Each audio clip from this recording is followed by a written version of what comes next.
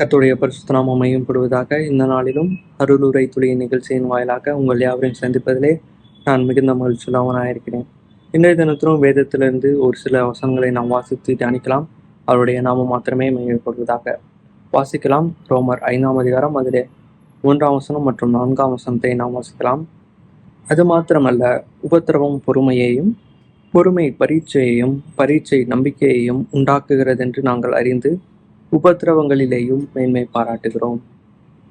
நம்முடைய வாழ்க்கையில வரக்கூடிய பிரச்சனைகளாக இருக்கட்டும், கஷ்டங்களாக இருக்கட்டும், பாடுகளாக இருக்கட்டும், உபத்திரவங்களாக இருக்கட்டும், இவைகள்லாம் நம்முடைய வாழ்க்கையில வரும்போது நமக்கு எழக்கூடிய ஒரு கேள்வி, ஏன் எனக்கு மாத்திரம் இவ்வளோ பிரச்சனைகள், ஏன் எனக்கு மாத்திரம் இவ்வளோ கஷ்டங்கள், ஏன் இவ்வளோ பாடுகள் எனக்கு மாத்திரம் வருகிறது என்று சொல்லி நாம் அநேக நேரங்களில் சிந்திப்பது உண்டு.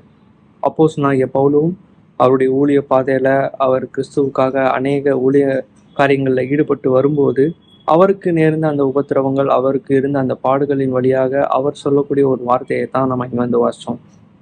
இப்படியாக சொல்கிறார், உபத்திரவம் பொறுமையை உண்டாக்குகிறது என்று. அவர் கிறிஸ்தவ வாழ்க்கையில கிறிஸ்துவுக்காக அநேக ஊழிய காரியங்களில் ஈடுபட்டு வரும்போது அந்த வரக்கூடிய உபத்திரவங்கள், பிரச்சனைகள், பாடுகள் இவைகள் யாவுமே கிறிஸ்துவை விட்டு பிரித்து விடக்கூடாது. கிறிஸ்துவுக்காக இன்னும் ஊழியம் செய்கிற அந்த காரியத்திலிருந்து பின்வாங்கி போகக்கூடாது. கிறிஸ்துவை விட்டு பின்வாங்கி போகக்கூடாது. கிறிஸ்துவை விட்டு மறித்து விடக்கூடாது. நமக்கு வரக்கூடிய பிரச்சனை நாம் பின்வாங்கி போவதற்கு ஏதுவாக இல்லாமல் அந்த பிரச்சனையிலே மிகவும் பொறுமையாக இருந்து அந்த பாடுகளை, அந்த உபத்திரவங்களை சகிப்பதற்கான அந்த பொறுமையை அந்த உபத்திரவம் நமக்கு கொடுக்கிறது என்று பவுல் இப்படியாக சொல்லுகிறார். உண்மையிலே நாம் சிந்தித்து பார்க்கும்போது நமக்கான அந்த பொறுமையின் குணம் இருக்கிறதா, அந்த பொறுமை எந்த அளவுக்கு இருக்கிறது என்று நாம் எப்போது உணர்ந்து கொள்ள முடியும், அல்லது எப்போது அதை நாம் தெரிந்து கொள்ள முடியும்? நமக்கு வரக்கூடிய அந்த பிரச்சனைகளிலேயும் பாடுகளிலேயும் நாம் எந்த அளவுக்கு பொறுமையாக அந்த பாடுகளின் வழியாக நாம் கடந்து செல்கிறோம், எந்த அளவுக்கு நம்முடைய விசுவாசத்திலே நாம் உறுதியாக இருக்கிறோம் என்பதின் அடிப்படையிலே தான் நமக்கான அந்த பொறுமையின் குணம், நம்முடைய விசுவாச பாதையில கிறிஸ்துவை பின்னோக்கி செல்லக்கூடிய அந்த பாதையில நமக்கான அந்த பொறுமையின் குணம் இருக்கிறதா என்று நம்ம சிந்தித்து பார்க்க முடியும், தெரிந்து கொள்ள முடியும். அப்படியாகத்தான் பவுலும் சொல்கிறார், நமக்கு வரக்கூடிய அந்த பாடுகள், உபத்திரவங்கள் இவைகள் எல்லாமே எதை உருவாக்குகிறது? பொறுமையை உண்டாக்குகிறது. பொறுமையா இருப்பதற்கான அந்த வாய்ப்புகளை உண்டாக்குகிறது. அது மாத்திரமல்ல, அந்த பொறுமை பரீட்சையை உண்டாக்குகிறது. பரீட்சை என்று சொன்னால் ஒரு எக்ஸ்பீரியன்ஸ், ஒரு பழக்கமான ஒரு விஷயமாக அது என்ன செய்கிறது? மாற்றக்கூடியதா இருக்கிறது. ஒரு முறை ஒரு உபத்திரவம், ஒரு பிரச்சனை வரும்போது நாம அதை பொறுமையோட சகித்தால் அது நமக்கு பழக்கமாகிறது. அடுத்தடுத்து எவ்வளோ உபத்திரவங்கள், எவ்வளோ பிரச்சனைகள் வந்தாலும் மேலும் கிறிஸ்துவுக்காக விசுவாசமாக அநேக காரியங்களை முன்னெடுப்பதற்கும், மேலும் முன்னோக்கி ஆவிக்குரிய வாழ்க்கையில முன்னோக்கி செல்வதற்கும் நமக்கு பின்னாடி இருக்கக்கூடிய அந்த பிரச்சனைகள் எல்லாமே எப்படியாக இருக்கிறது? பழக்கமான ஒன்றாக இருக்கிறது. நான் ஏற்கனவே இப்படிப்பட்ட ஒரு உபத்திரவத்தை நான் பொறுமையோட சகித்தேன். இப்பொழுது வந்திருக்க பிரச்சனையும் நான் சகிப்பேன் என்கிற அந்த ஒரு பரீட்சையை என்ன செய்கிறது? தருகிறது. அது மாத்திரம் இல்லாம அந்த பரீட்சை நம்பிக்கையை உண்டாக்குகிறது.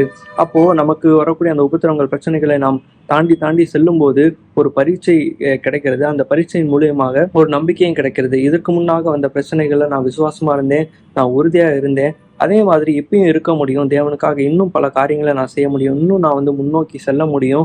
இவைகள் எல்லாமே என்னை கிறிஸ்துவை விட்டு என்ன செய்யாது? பிரிக்காது. இவை எல்லாமே இன்னும் அதிகமாக அவரை விசுவாசிப்பதற்கு ஏதுவாக தான் அமையும் அப்படிங்கிற ஒரு நம்பிக்கையை நமக்கு என்ன செய்கிறது? கொடுக்கக்கூடியதா இருக்கிறது அப்படின்றத சொன்னாரு.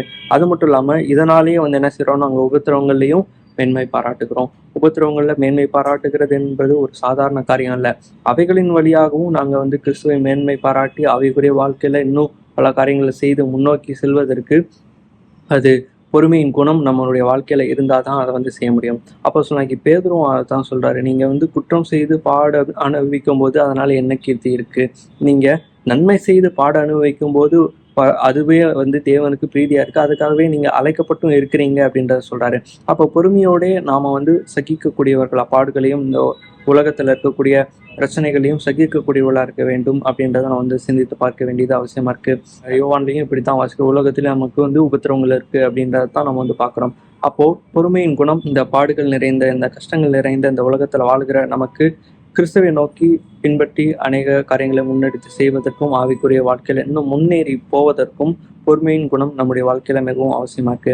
நமக்கு வரக்கூடிய அந்த பிரச்சனைகளா இருக்கட்டும், அந்த பாடுகளா இருக்கட்டும், அது நமக்கான அந்த பொறுமையின் அந்த சந்தர்ப்பத்தை நமக்கு ஏற்படுத்தி கொடுக்கிறதா இருக்கு. நாமளும் பொறுமையா இருந்து அநேக காரியங்களை முன்னெடுத்து செய்வோம். தேவன் தாமே நம்மை ஆசீர்வதிப்பாராக. ஆமென்.